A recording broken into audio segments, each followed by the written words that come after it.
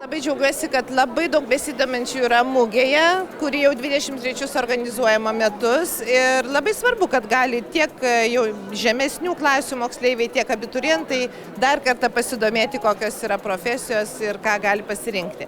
Pernai atėjau tiesiog pavaikščioti, pasidomėti, kadangi buvau 10-tokė, šiemet esu 11-tokė ir jau truputį turiu susiformavus savo matymą ateičiai, tai dabar jau atėjau tikslingai.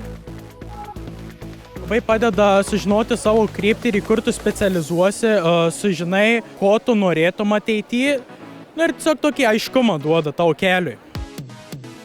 Labai gerai sudomina patys tie žmonės, kurie kalba, ir visokių užsiėmimų yra veiklų, lipdukų rinkimų, prizų gavimų.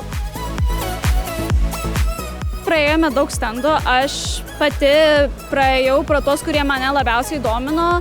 Ir tikrai padėjo tenais daug, atsakė, labai nuramino dėl tų stojamųjų. Tikrai, fainai. Kuo vyresnė esu, tuo iš tikrųjų įdomiau ir svarbiau yra man domėtis. Gal seniau net taip rimtai žiūrėdavau, labiau ateidavau čia pasirinkti kokių tušinukų, atributikos iš universitetų. Šiais metais, jau paskutiniai metai, 12 klasė, jau iš tikrųjų labai rimtai žiūri šitą reikalą. Einu, klausiu, domiuosi, iš karto kalbuosi ir iš tikrųjų labai svarbu tai yra man.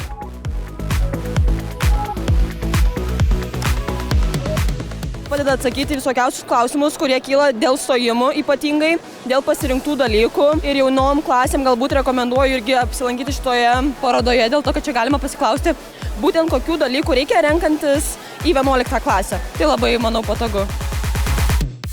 Skatina mus ieškoti, ko mes norim, domėtis, nesėdėti namuose ir ten iki paskutinės minutės nelaukti stojamųjų. Ir iš tikrųjų atveria pasaulį universitetų, aukštųjų mokyklų ir suteikia daug informacijos.